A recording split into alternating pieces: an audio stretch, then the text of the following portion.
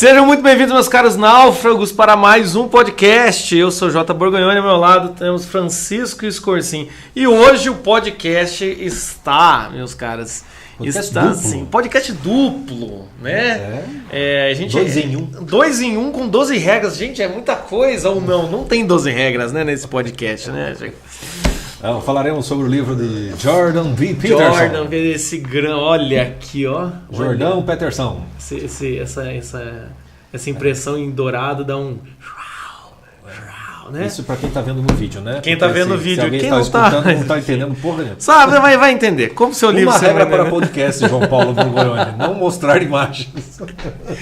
Ai, tudo bem, estamos aprendendo também a lidar com o vídeo. Mas, meus caros, hoje então a gente vai falar sobre Jordan Peterson. Mas, como esse livro está sendo há tanto tempo pedido e a gente começou a ler aqui e realmente ele tem muito conteúdo, o que a gente resolveu fazer? Juntar várias coisas, né? Tipo, elencou todos os planetas, todos os nossos planos assim, num mesmo projeto. O que acontece? Nós vamos fazer hoje no podcast a introdução, nós vamos falar sobre a introdução desse livro, tá?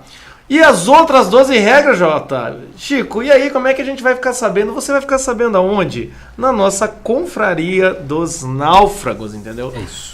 Que não é verdade? Vai ter um aperitivo, né, do que seja essa confraria. O nosso site a gente vai transformá-lo, então a gente vai dar as maiores informações na sequência, mas basicamente vai ter uma confraria para você participar. E aí a gente conseguiu achar um jeito de falar das coisas que a gente quer falar com um pouco mais de profundidade, justamente dentro dessa confraria. Então é como se cada regra desse livro vai ter o seu, entre aspas, podcast, mas na verdade vão ser aulas a respeito disso, com vídeos, possibilidade de interação, comentário, etc e tal.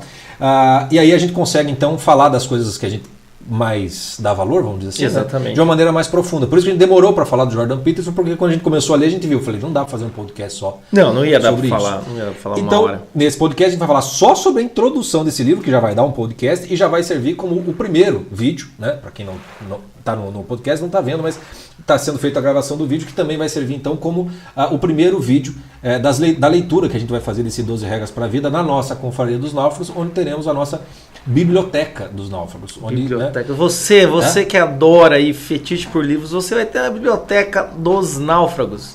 Tá? Que vai ser o lugar onde a gente vai indicar os livros e vai ler com você o primeiro, começando com esse aqui, 12 regras para a vida. Ainda vai ter Em Busca de Sentido do Frank. Vai ter vários livros aí. Literatura. Alguns a gente vai fazer justamente porque a gente meio que tem que ler junto para mostrar o quão bom a coisa é. Ou então para mostrar como você pode aproveitar melhor essas coisas. E outros a gente vai simplesmente fazer as indicações, porque são livros que valem a pena serem lidos. Então a gente vai formar uma biblioteca dentro da nossa confraria e vamos ter verdadeiros cursos a respeito de alguns livros. O primeiro curso vai ser sobre o 12 regras para a vida, cuja introdução então falaremos hoje. Então, meus caros, vamos então começar falando um pouquinho do Jordan Peterson. Jordan Peterson é um psicólogo, tá? E ele ficou meio que famoso mundialmente por conta de uns vídeos que era o psicólogo contra o politicamente correto. Porém, o Jordan Peterson tem um trabalho muito maior do que isso, que é o mapa de significado, né? Maps of Meaning. Mapas de sentido, né? Mapas de sentido. E que você encontra é interessante do Jordan Peterson que ele trabalha com essa questão de patrocínio, então todos os cursos deles e vídeos dele estão tudo no YouTube, é só você encontrar e muitos estão legendados em português também, viu? Mas o que acontece, apesar de tudo isso, também tem toda uma discussão em volta dele sobre ser psicólogo conservador, finalmente alguém que se posiciona, mas o que acontece nós não vamos falar sobre a obra ou então da vida, ou então os vídeos, o Mapa of Meaning do Jordan Peterson. A gente vai falar sobre a atuação política dele. A gente vai falar sobre o livro, né? É igual a gente também, aqui a gente vai conversar sobre filmes também, né? A gente não vai ser aquele cara que para você entender o que a gente está falando, você tem que ler o livro, assistir o filme e ainda se interar com outras pessoas, né? Ler a biografia. Não, a gente vai se basear o que o livro traz, tá? Quem é o Jordan Peterson, esse autor, e o que ele fala já na introdução. Uma coisa assim, todo livro ele tem que dizer que veio por si mesmo, né? Então exatamente. Tem aquela coisa que todo livro, nota do autor, introdução, prefácio do autor, assim, já começa mal, porque se você precisa botar tanta coisa assim, o livro Por que não diz no livro? Sim. Né? No final das contas. O que não significa que não tem que ter introdução de vez em quando. Esse livro, por exemplo, faz muito bem o Jordan fazer uma introdução, que talvez pudesse ser talvez um outro nome, mas é importante que faça. E assim, independentemente de quem seja o autor. Então, quem é o Jordan Peterson, por que ele ficou famoso, as brigas que ele tem com as feministas, etc. e tal, que obviamente vai afastar, né, as pessoas que se consideram muito progressistas, etc. e tal, infelizmente, porque ele não fala só para essas pessoas. Isso não nos interessa. Não nos interessa quem seja Jordan Peterson, no final das contas. Interessa a obra que ele nos fez, e obviamente que pela obra a gente vai conhecer um pouco mais dele. Porque o aspecto biográfico, a explicação desse livro tem uma justificativa, vamos dizer assim, biográfica, e um sentido biográfico muito claro, que ele diz na introdução. Então, porque está na introdução, a gente vai falar dele, e não o contrário. Tá? Então, quer assistir aí os vídeos, ele batendo boca com não sei quem, imitando aqui, imitando acolá, assistir os cursos dele que está no YouTube, contribuindo com o Patreon dele, etc e tal. Fique inteiramente à vontade. Boa sorte. O nosso negócio é o 12 regras para a vida, o antídoto para o caos. Né? A primeira regra de um livro é você ler o livro por aquilo que o livro traz, e não o que se fala a respeito dele, até o próprio autor, inclusive. Tem um livro, até fazendo para ele, tem um livro chamado assim, tem um livro, olha a ironia, um livro chamado Como Comentar e Dar Aula sobre Livros que Você Não Leu. Não. Né? Ou seja, então começa assim, gente, vamos começar lendo, tá? Então, vamos começar a ver o que o livro traz. É né? o favor clássico do Mortimer Adler, né? Como ler livros, e para tanto você precisa aprender a ler o livro dele. Né? O que já é um tolete, assim. Que é um tolete. Né? Aliás, essa é uma razão, eu tenho oficina de leitura, trabalho com novela, mas também, se a pessoa não sabe ler um livro, então não adianta você escrever um livro para essa pessoa. Sim. É preciso fazer algum tipo de exemplo, ler junto. A ideia vai ser mais ou menos essa aqui. Pelo amor de Deus. Né? Até a gente pode, inclusive, como ler um livro, vamos trabalhar aqui. Dá. Já prometo.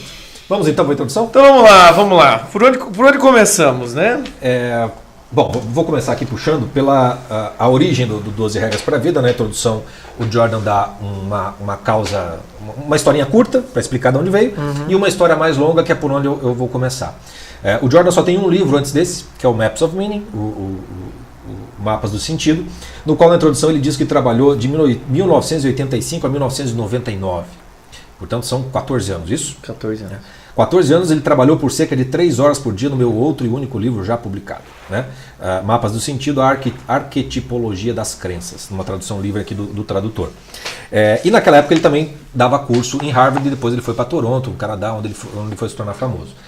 O interessante é que primeira coisa, esse livro já é uma consequência de um estudo e de um trabalho e de uma escrita de 14 anos, com uma pá de conhecimentos, uma pá de estudos que ele fez de psicologia, de mitologia, de antropologia, de religião, do mundo de coisa.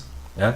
Então, primeira coisa, se você já parte do pressuposto que é livrinho de autoajuda, daqueles que o cara escreve, vou fazer a crítica aqui, Luiz Felipe Pondé. Você pega uns livros do Luiz Felipe Pondé que tem 50 páginas, e das 50 páginas não vai dar 12 páginas porque botam fonte desse tamanho. 25 são imagens, é um parágrafo solto, assim, com style. Se você lê A Era do Ressentimento, não que seja ruim, mas é um folhetim. Os livros são bons, mas é nítido que aquilo foi escrito meio que não às pressas, mas para ganhar dinheiro, para ganhar vida. Sim. Os livros do Guilherme Karnal são assim, vários de autoajuda são assim. Às vezes são caça-níqueis mesmo. Tem alguma coisa, ajudam, mas são caça-níqueis. Não dá para dizer que não são. Não é o caso do Jordan Peterson. Isso daqui são 14 anos trabalhando com outro livro, e esse, quando vai aparecer depois, meio que sem querer, de certa maneira, já é um amadurecimento desses 14 anos de estudo. Então, essa é a primeira coisa que a gente precisa deixar claro. E assim, mais do que deixar claro, ele nasce, de certo modo, dentro do contexto do Mapas de Sentido. Né? Então, o principal, vamos tentar não resumir o Mapas de Sentido, mas o principal interesse, o principal estudo, o ponto de partida de tudo que o Peterson faz é a noção, a visão que ele tem sobre o que é ordem e o que é caos. Essa é a origem de todos os estudos dele. Ele está tentando entender essas coisas, e o próprio livro 12 Regras para a Vida já é, de certo modo, um passo a mais, né, no trabalho que ele fez com os Mapas do Sentido. É como se nos Mapas do Sentido ele mapeasse todas as ordens, vamos dizer assim, e a própria visão do caos dessas ordens, né? E no Regras para a Vida ele já vai para uma parte prática, né? Quer dizer, um antídoto para o caos.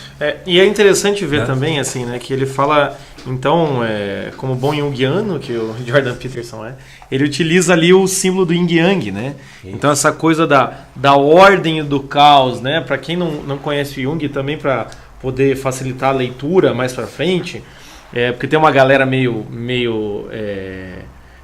católica, cristã, fervorosa, que às vezes tem alguns estranhamentos no que o Peterson fala, é o que ele tendo bastante influência do Jung e do Nietzsche, mas principalmente essa parte religiosa do Jung, o Jung tem essa tendência a trabalhar com desses opostos complementares, né? Tanto que tem algumas teorias do Jung que são até bizarras, que ele fala que na Santíssima Trindade tinha que ter tinha que ter algum componente feminino. Ele já também chega a dizer que na Santíssima Trindade, né, católica, deveria ter também o diabo para fazer essa complementação. Então o Jung sempre está trabalhando com esses símbolos, e o Jordan Peterson traz um pouco resgata um pouco, ou traz um pouco essa herança do Jung, e para trabalhar essa questão da ordem e do caos, né? Ou seja, essa ideia de que já aqui no começo ele coloca lá, né, a ordem quando as coisas estão na norma social, ele até identifica isso com o masculino, o caos é a antítese, né?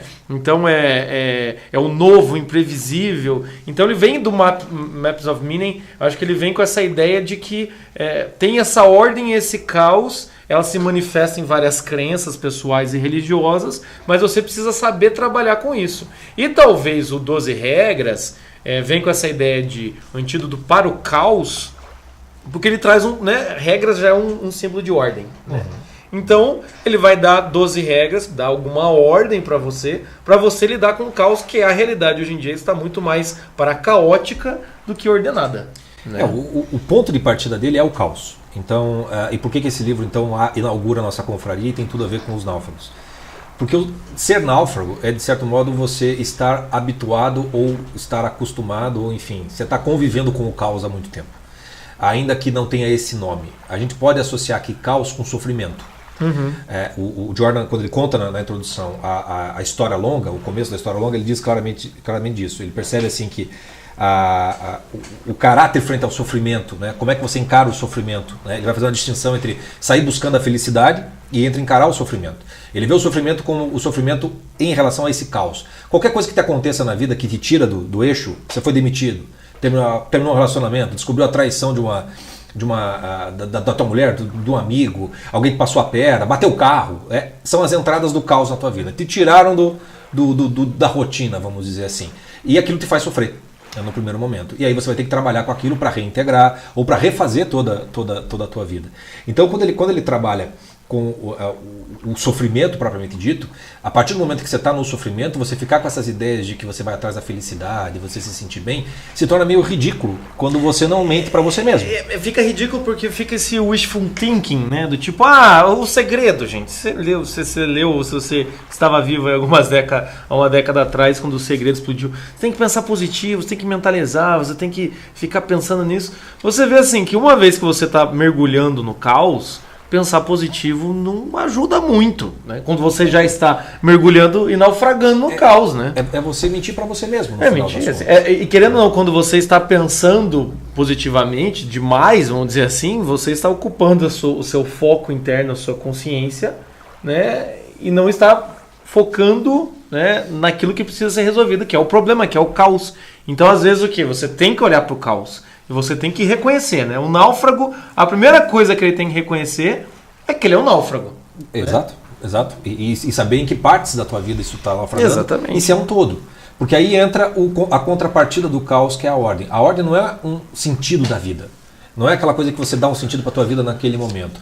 Uma ordem pressupõe um sistema de relações entre as coisas. A tua vida está mais ou menos arrumada, né? Ainda que tenha elementos que estão meio fora da... Às vezes você pode estar sofrendo por uma doença, porque você está desempregado, porque você está sem namorado, você separou, divorciou, enfim, tua vida pode ter virado de pernas pro ar em alguns aspectos. Em alguns aspectos, mas não em todos. Então, é impossível você estar no caos total. Sim. Né? Não, por exemplo, se você tem onde morar, onde dormir toda noite, alguma regularidade tem. Eu lembro um paciente que chegou e falou para mim assim, minha vida tá um caos, tá tudo bagunçado, coisa e tal. Eu falei, que horas são? Ele ficou olhando, 7 horas. Eu falei, que horas que era? Ele falou 7h05. Eu falei, que horas que era a sessão? Ele falou 7 horas. Eu falei, você não tá aqui? Você não tá aqui na minha frente, você não tá vestido, você chegou no horário, você sentou, Exatamente. você me cumprimentou adequadamente, ou seja, o que realmente está? Daí ele, minha vida afetiva. Eu falei, da vida um caos, reduzir pra vida afetiva. Fala, meu amigo. Aí que o símbolo do yin e do yang que ele usa muito faz o sentido, porque o caos nunca está desconectado da ordem, e dentro da ordem você tem pontos de caos, e dentro do caos você vai ter pontos de ordem.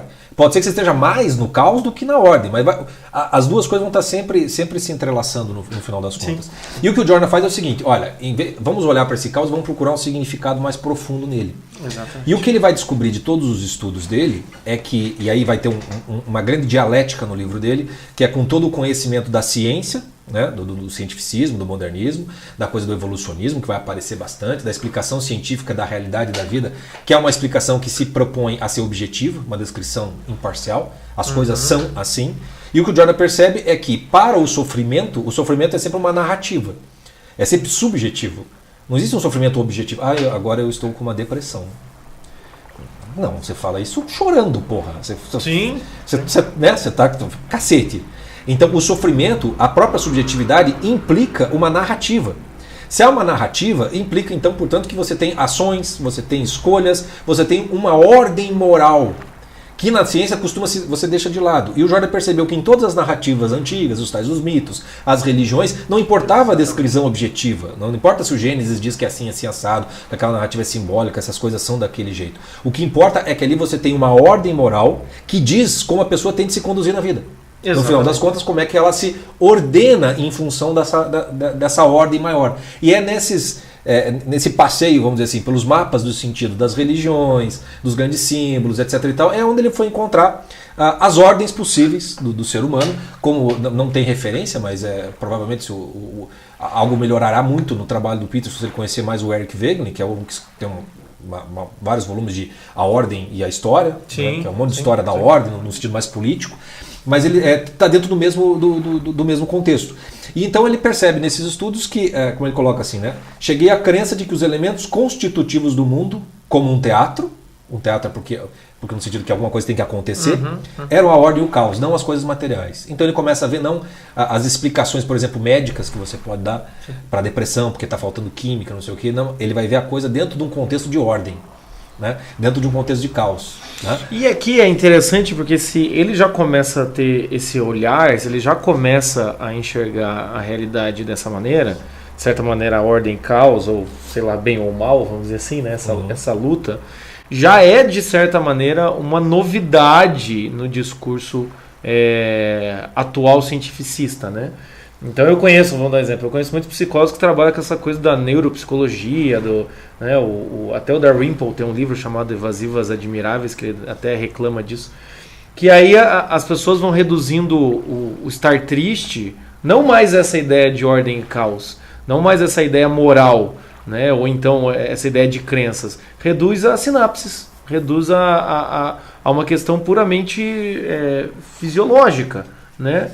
Então é interessante porque o Jordan Peterson, então, querendo ou não, quando ele já traz essa ideia de existe uma ordem e o caos e a gente, para conseguir, de certa maneira, o que a gente chama de felicidade, ou para ter pelo menos um caminho onde a gente consiga se realizar sem buscar a felicidade, o melhor é o quê? É você procurar essa ordem que é moral e que sim, tem toda essa estrutura por trás. E não é simplesmente física, material, não é só um remedinho, não é só uma sinapse, esse tipo de coisa. Né? Ele se liga muito com o Viktor Frankl, aquilo que o Viktor Frankl falava de sentido da vida, né, e a falta de sentido, no final das contas, é basicamente a ordem e o caos para o Jordan Peterson. Né? São, digamos assim, a base e até o todo do trabalho deles, no qual você vai ter que voltar sempre para isso, para encontrar o fundamento daquilo que ele tá propondo. E uma coisa que é legal do trabalho de Jordan Peterson, e está já na introdução ali, é que ele vai contando, quando ele foi escrever o 12 Regras para a Vida, que foi, para a gente juntar com a historinha mais curta, né? Ele estava naquele site, o Quora, que é um site de perguntas e respostas, né? E tinha uma pergunta lá que era quais são as coisas mais valiosas que todos deveriam saber. E aí ele fez a primeira das regras, que era muito mais do que 12. Aí tinha a agente dele que, não, vamos escrever isso aí. Quando ele sentou para escrever, efetivamente falando, ele percebeu que tudo aquilo que ele havia estudado antes, todas aquelas ordens vieram como se fossem avalanches. E ele percebeu que dava ia ter que trabalhar e escrever muito mais do que ele imaginava. Então o livro ele acaba sendo muito denso, porque traz muito conhecimento dele, e muitas vezes você vai ver que vai ter capítulos em que você não vai precisar entender tudo para compreender a regra com a qual você vai dar ordem para o teu caos. Então muitas vezes você pode até discordar da parte de fundamentação, mas a parte prática vai valer a pena de qualquer maneira. É interessante porque às vezes você percebe que ele faz algumas digressões, ou ele faz alguns caminhos, você fala, mas Jordan, não precisava, né? Volta, Jordan, né? É isso. Não precisava ir para lá, não precisava explicar essas coisas. Mas você vê que é um sujeito cheio de conteúdo, querendo fazer com que todo esse conteúdo que ele aprendeu se torne prático, né? Não só prático, que esse todo forme um todo coerente, que seja uma ordem própria também. Sim. Então, esse livro do Jordan Peterson é também um processo de uma ordenação dos seus próprios conhecimentos, aquilo mesmo que ele aprendeu, do que estudou, do que viveu e da sua prática clínica. E aí uma das coisas legais que ele faz é assim, olha, o caos é sofrimento. Então, todo mundo já sabe do que nós estamos falando quando fala em sofrimento. Mas o que é ordem?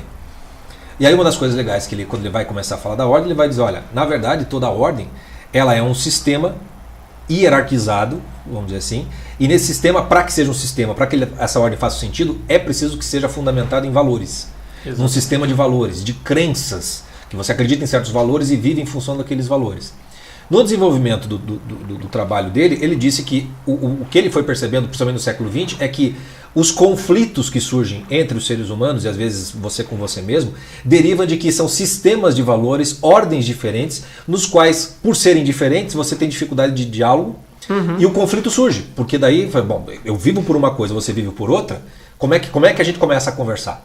Vai ter que ter um conflito de alguma maneira. E ele percebe então que no século XX foi o século do conflito, onde a gente praticamente dizimou, né, genocídios em cima de genocídios, grandes guerras, porque a gente foi incapaz de fazer um diálogo, entre aspas, né, entre ordens diferentes, sistemas diferentes. Né? Por mais que a gente considere, vamos colocar, capitalismo contra o comunismo. Né? São duas ordens diferentes. Por mais que do lado capitalista a gente veja o comunismo como se fosse uma coisa do capeta, né? O cara do comunismo vai estar vendo o capitalismo exatamente do modo inverso. Sim. E a coisa dele era assim, como é que faz para que esses conflitos não aconteçam sem que cada um tenha que abrir mão das suas convicções, das suas crenças, dos seus valores. É o grande drama dele. Vira esse drama, né? Por um lado a gente precisa dessa questão de valores, né? Desse apanhado de valor, como é que você chama? Sistema de valores. Por um lado a gente precisa desse sistema de valores, mas por outro, sistema de valores geram conflitos. E o que mais impressiona ele é que chega como ele falou, o século dos conflitos, é que chega um momento em que, por causa desses valores, as pessoas podem fazer uma guerra nuclear, acabar com a existência por causa dos valores. Né? E aí ele fica nessa questão, como é que resolve? E então vem o bendito sonho. Né? Antes disso, tem que citar ainda. Não, pelo seguinte, quando ele coloca a coisa dessa coisa dos conflitos, o que ele percebe é que quando a gente está vivendo num mundo muito fragmentado, como é o nosso, com muitos sistemas de ordens, crenças e valores, tudo meio bagunçado. Como, por exemplo, se você é progressista.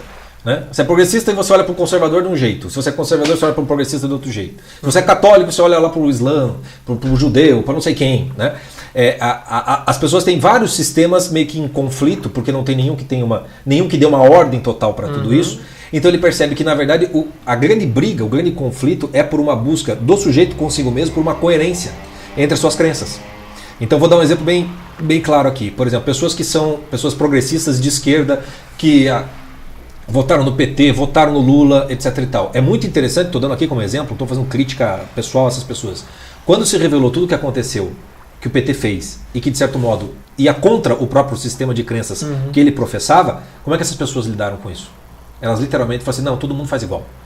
Ela não olha para o problema do sistema de crenças dela. Ela vai brigar para que aquele sistema se mantenha coerente ainda. Então é muito mais fácil eu ver que todo mundo é igual do que eu ter que olhar para dentro e falar, que merda de crença e de valor que eu estou defendendo no final das contas. Aí surge a loucura para quem não está no mesmo sistema. Então você olha para dentro, como é que você pode defender bandido, etc, etc. Simples, o cara está lutando por uma coerência interna, por um sistema de valores que ele percebe que se ele aceitar aquilo, desmonta tudo. Ele entra no caos completo.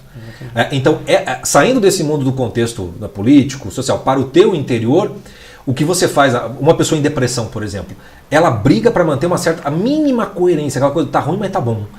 Mas ela é daquele jeito que tá para ela. Entendeu? Então ela vai lutar para manter a coerência de ficar na cama, não sei o que, não sei o que. Esse é o grande problema. Por isso que o Jordan diz, quando você perde essa briga pela coerência, quando o caos começa a invadir e desmontar todo esse sistema, o que acontece? Você meio que surta, você entra no niilismo, você não acredita em mais nada, exato. Você vai para impotência total, para passividade total, você simplesmente não quer acreditar, não quer pensar. No mundo que a gente está vivendo hoje, que é muito difícil pensar porque é muito conflitante os sistemas, tudo muito está feito em cacos no final das contas, o que acontece? Nós estamos imersos no caos. Imersos no caos. E por isso que fica fácil de cair no conto daqueles que parecem que têm uma ordem. Sim. A gente falou muito do Osho aqui no nosso podcast, fica a recomendação para quem não ouviu ainda, porque o que o Osho dá para as pessoas? O antídoto pro caos. Dá esse antídoto pro caos. E olha a ordem que ele faz daí. Bota todo mundo de laranja, come todo mundo. E depois tira o laranja. Aí tira o laranja, porque é a ordem que preserva-se, né? E é interessante isso, porque muitas vezes o náufrago, ele tá buscando esse sistema de valor, só que esse sistema de valor ele é externo, né? Então, ou seja, aí quando você deu o exemplo do petista, mas a gente pode usar... Esses dias eu vi lá uma reportagem falando dos escândalos sexuais na Igreja Católica. Tem muita gente que vai olhar aquilo e falar, não, isso é mentira da Globo, sei lá, qualquer coisa do gênero. Né? Mas a questão é o quê? O sujeito ele está procurando uma ordem, um sistema de valores, e ele deposita isso no externo. Né? Então, às vezes, o que acontece esse sistema de valor começa a ruir, ele mantém aquela estrutura, né? Não pode, é mentira, ele não vê o óbvio, né? Ou então, às vezes, ele transfere. Se esse sistema de valor que eu acreditava, ele transfere para um novo sistema de valor, como é a questão, né, do Osho, lá do Wild Country, que é a galera que começa, tipo, minha vida tá ruim, meu casamento tá meio mal, não sei muito bem o que fazer, né? Eu vou acreditar nesse sujeito aqui.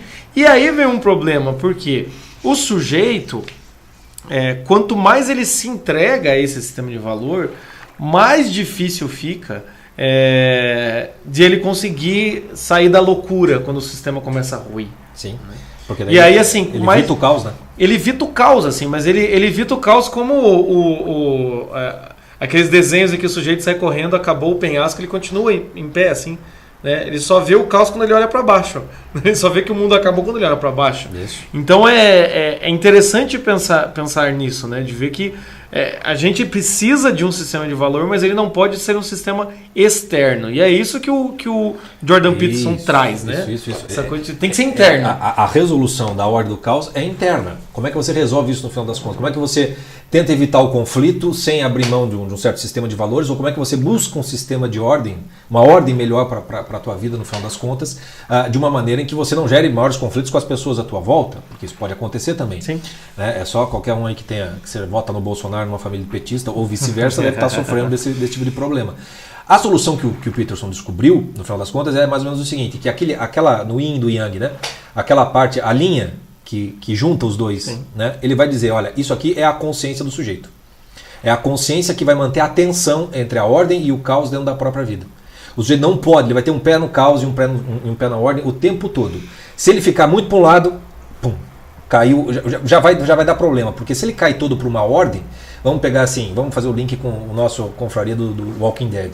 O que é o mundo burguês? É uma ordem perfeita, acabada, na qual nós estamos totalmente imersos. O que acontece quando o caos vem? Você não faz a menor ideia do que fazer. Você começa a chorar desesperado ou quer se matar, porque você simplesmente não sabe o que fazer. Não, é que a ordem em excesso acomoda, né? Acomoda completamente. A ordem em excesso acomoda porque traz tudo fica muito certo, né? O que a gente sabe. Basta a água encanada acabar e a energia elétrica acabar, tem um mundo ruim, entendeu? Não precisa muito de zumbi. Não precisa zumbi nenhum. Assim, acaba a água encanada, acaba a energia elétrica, já era, negão. Você não sabe nem o que fazer. Os caminhoneiros pararam, bicho. Em 3 dias você já está surtando. Então o que acontece? A ordem cria essa fraqueza. A gente fica... a gente começa a vir essa síndrome, que a gente vai falar ainda aqui, vem essa síndrome da segurança, né? O cara tem que estar tudo seguro, tudo certinho, tudo bonitinho, o sujeito começa a sofrer por coisa idiota, assim, tipo, o meu seriado travou a minha internet, ruim o mundo do cara. Então o que acontece? Muita ordem não dá. E muito caos a gente nem precisa dizer, né? Muito caos, enfim. Se você foi pro caos, você foi lá pro filme Transporting, É droga, né? O cara que tá no crack ali. É o caos total. É o caos total. Né? Que acaba virando ordem no final das contas, porque a ausência total de ordem também acaba sendo uma ordem no fim das contas. Acaba virando uma rotina do caos e o sujeito se acostuma. Então, na verdade, assim, as 12 regras para você, o antídoto para o caos é você, então, tomar consciência do caos, da ordem, ter consciência de todas essas coisas, e aí sim vai ter uma parte prática que é, aplicando as 12 regras, você vai começar a ter uma consciência do que é a ordem e o caos na sua própria vida, e vai aprender então a, reconhecendo esse caos, começar a colocar uma certa ordem nele, sem sair dessa linha, no final das contas, em que você não vai eliminar o caos, né, e nem construir uma ordem perfeita, mas pelo contrário. Você vai viver nessa tensão do eu consciente que está lidando com as suas circunstâncias ali, no final das contas. Então o livro ele pode te dar isso. Ele pode te colocar preparado para a batalha, digamos assim, do caos contra a ordem, etc. e tal, dentro da sua própria alma e no meio que te cerca. E é interessantíssimo, então, só de você pensar nisso, em que o Jordan Peterson te propõe esse tipo de coisa, estar entre a ordem e o caos, é que você já vê que, por um lado, ele vai ter esse discurso diferente, porque ele não vai concordar com os nihilistas, materialistas, de que o mundo não tem sentido, blá, blá, blá, blá, blá, blá, que o mundo é uma merda, blá, que os valores são todos falsos, como ele também não vai concordar com a galera do sua vida é uma dádiva, você tem que agradecer a cada minuto, tudo que você faz é pra sua alegria, é só você pensar positivo. Vai abraçar uma árvore. Não, é mais ou menos assim, sujeito, você está numa batalha, você está numa guerra, tudo te prepara, que o negócio não vai ser fácil, entendeu? E para com essas manias idiota burguesa de querer felicidade, querer direito, querer essas coisas suas, o negócio erga a tua cabeça e vai, né? E aí é que entra o sonho, porque como é que ele chegou nessa coisa da consciência individual que lida com todas essas tensões? Exatamente, esse sonho polêmico, e esse sujeito inteiro, então, forte, né, lidando com essas tensões, no fim das contas. Aí a gente chega então no tal do sonho. Vamos pegar a parte no livro mesmo, que quando ele estava escrevendo o Maps of Meaning, quer dizer, os mapas do sentido, ele estava lá sofrendo, como ele mesmo diz, entre, não podemos mais permitir conflitos como o que aconteceu no século XX, mas também não podemos simplesmente abandonar nossos sistemas de valor, nossas crenças, nem mesmo nossas culturas. Sofri com esse problema, aparentemente intratável, por meses. Haveria um terceiro caminho, invisível para mim? Uma noite, durante esse período, sonhei que estava suspenso no ar, pendurado em um lustre vários andares acima do solo, diretamente sob o domo de uma enorme catedral. As pessoas que estavam no solo pareciam distantes e pequeninas. Havia uma vastidão enorme entre mim e qualquer parede, e mesmo até o pico do próprio domo. Aí ele vai fazer todo um parágrafo aqui na qual ele vai fazer aprendi a prestar atenção porque eu sou junguiano, aquela coisa toda. Aquela coisa toda. Aí como... Vamos ver onde é que ele estava. Onde é que ele pula aqui? Então, sabia que as catedrais foram construídas no formato de uma cruz e que o ponto sobre o domo era o centro da cruz. Sabia que simultaneamente a cruz era o ponto de maior sofrimento, o ponto de morte e transformação e o centro simbólico do mundo. Aquele não era o lugar no qual eu queria estar. Consegui descer das alturas do céu simbólico, de volta ao chão seguro, familiar e anônimo. Não sei como. Então, ainda no meu sonho, voltei à minha cama no quarto e tentei retomar o sono e a paz da inconsciência. Porém, enquanto relaxava, conseguia sentir meu corpo sendo transportado. Um vento forte estava me dissolvendo, preparando-se para me lançar de volta à catedral, para me colocar novamente naquele ponto central. Não havia escapatória. Estava em um verdadeiro pesadelo. Forcei-me a acordar. A cortina atrás de mim balançava por sobre os travesseiros. Meio acordado, olhei o pé da cama. Vi as grandes portas da catedral. Forcei-me a acordar e elas desapareceram. Meu sonho havia me colocado no centro do próprio ser e não havia escapatória. Levei meses até entender o que isso significava. Durante esse tempo tive uma percepção mais completa e pessoal daquilo que as grandes histórias do passado continuamente insistem. O centro é ocupado pelo indivíduo. O centro é marcado pela cruz, como um X em um mapa. A existência daquela cruz é sofrimento e transformação. E esse fato, acima de todos, precisa ser aceito voluntariamente. É possível transcender a adesão servil ao grupo e suas doutrinas e simultaneamente evitar as quedas do seu extremo oposto, o niilismo.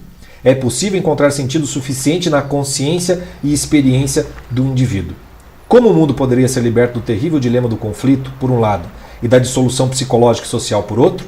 Eis a resposta. Através da elevação e do desenvolvimento do indivíduo e da disposição de cada um para levar o ser em seus ombros e escolher o caminho do herói.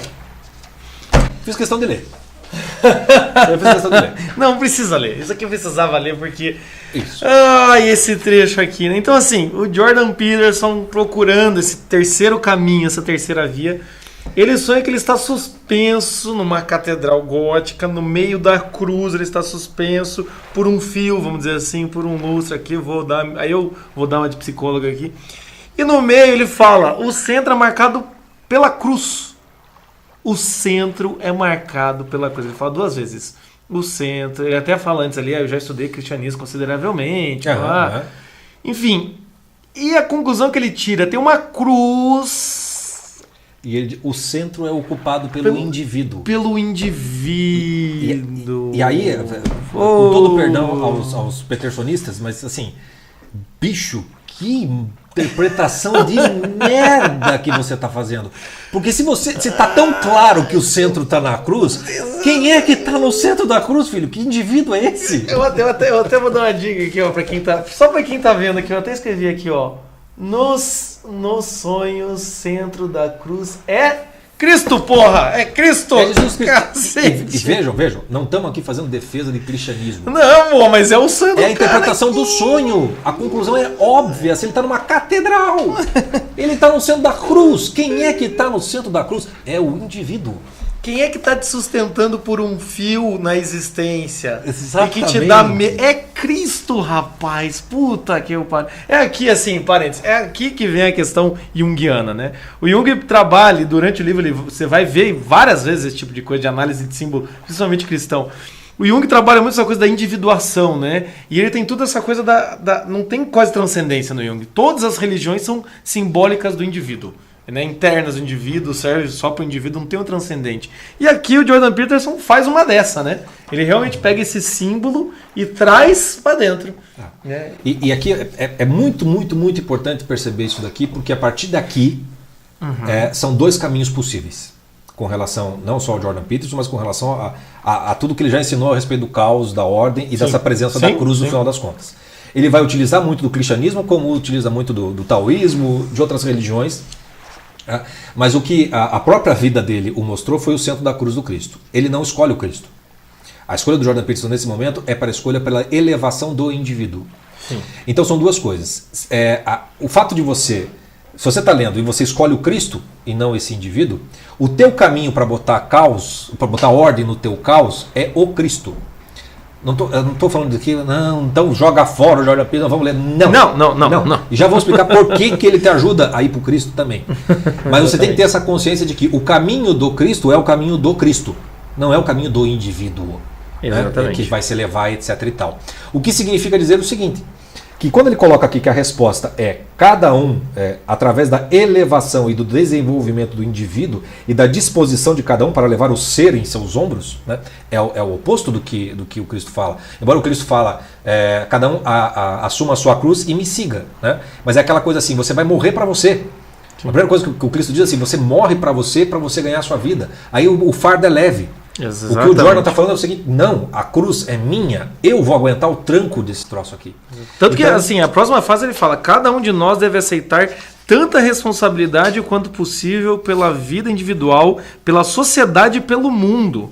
Entende? É claro que aqui ele não está falando, né, você não está errada essa frase, mas ao mesmo tempo vem essa ideia de que você vai ter que carregar, você vai ter que aguentar o tranco sozinho, rapaz. Você tem que aguentar o máximo que você consegue. E o caminho do cristianismo é entregue as suas frustrações, os seus sofrimentos, tudo, entrega a sua vida inteira para Cristo, né? Então aqui você vai ficar forte, você vai desenvolver esse ego, entendeu? Você não é uma gelé, você tem que ser homem, caralho. É isso que ele fala, né? Aqui quem conhece as leis do triunfo, né, do Napoleão Hill, o pessoal do empreendedorismo, etc e tal, o que as leis do triunfo ensinam você? A se tornar um cara foda, né? Triunfar na vida, se tornar grande, empreendedor, ganhar. E tem um monte de mérito nisso. O Jordan Peterson, a mesma coisa, ele não está querendo fazer ganhar dinheiro, mas que você dê sentido para a tua vida, bote ordem, que você se torne uma pessoa inteira, de pé, forte também. Isso é a construção de um ego. Isso é a construção de uma personalidade individualizada com escolhas pessoais. Qual é o problema disso com relação ao cristianismo? É que tudo isso que você vai construir, se você for um cristão, você vai ter que deixar morrer isso aí depois. Você vai ter que jogar fora. Exatamente. E aqui eu vou fazer a ponte que o Jordan não faz, mas que eu acho que Por isso que é engraçado, né? Porque ele segue por um caminho que vai ter...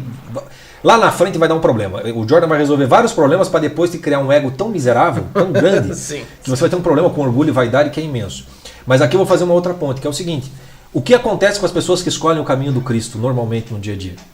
O caminho do Cristo, no dia que está hoje em dia, ele é um caminho de uma ordem aparente para a maioria das pessoas. É uma fuga, né? É o esconder-se. Exato. Esconder-se. Não é, o cara vai para o Cristo não porque ele está morrendo para si e entregando para Cristo.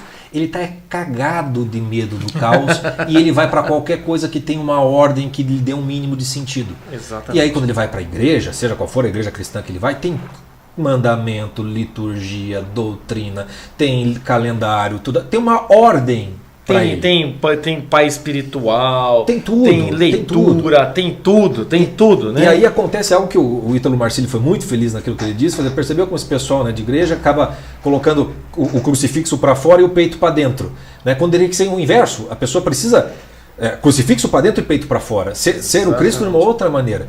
Então o que acaba acontecendo é o seguinte, que tem muito cristão por aí que não morreu para si porque sequer é alguém para morrer.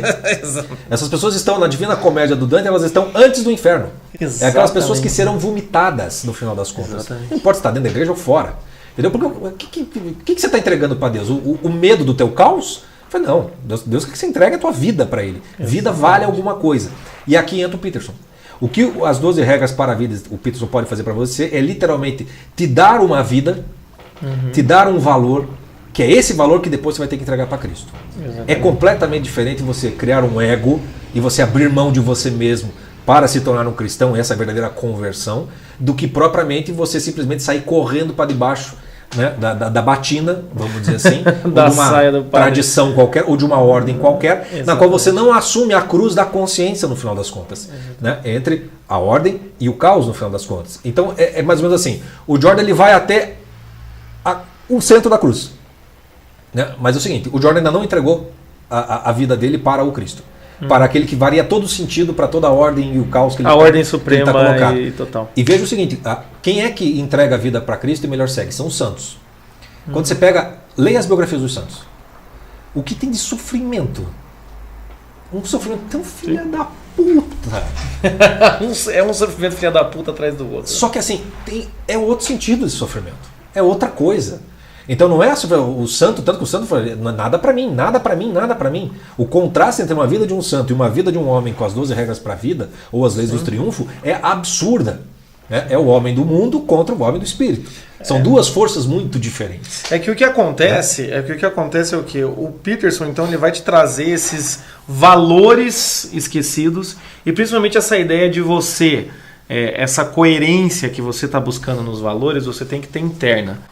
Então, realmente, ele é um ótimo psicólogo clínico. Porque a psicologia é exatamente isso. É você elucidar o ego, refazer o ego do sujeito, ou construir o ego do sujeito, porque ele pode não ter nenhum. Entende? Então, o que o Peterson faz é exatamente isso.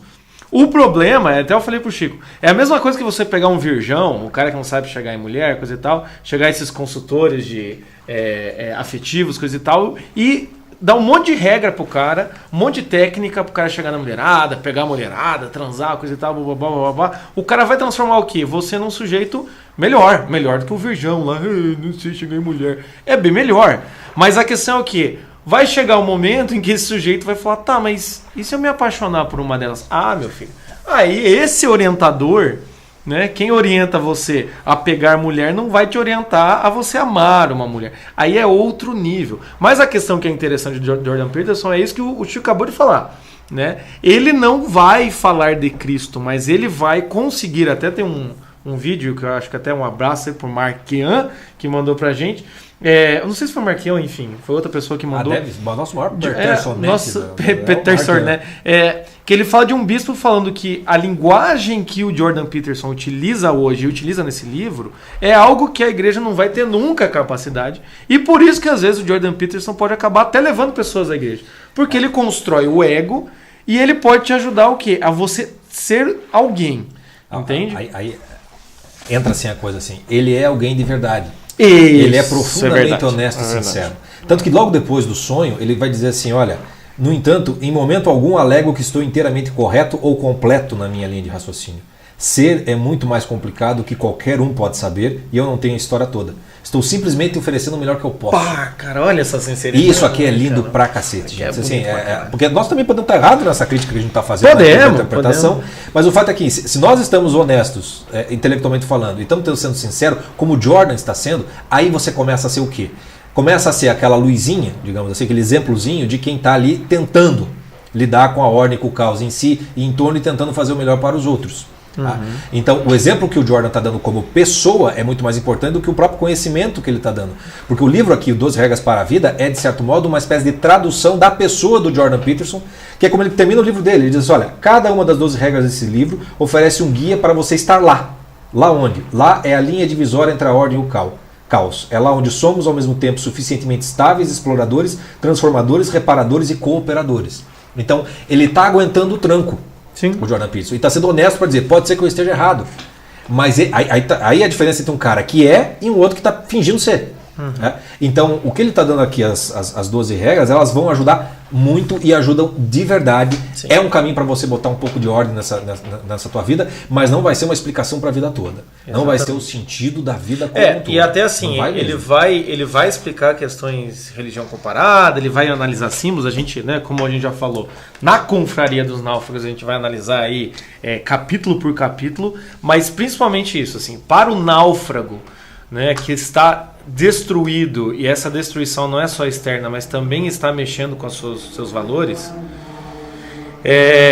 isso é muito interessante, porque o Jordan Peterson vai conseguir te dar um rumo, vai conseguir te botar de pé, né, entende? Aquele sujeito que vai dar um caminho para você iniciar, mas não dá para parar com o que ele está falando aqui neste livro, tá? Então, voltando a dizer, é o que a gente vai falar, o que está neste livro, tá?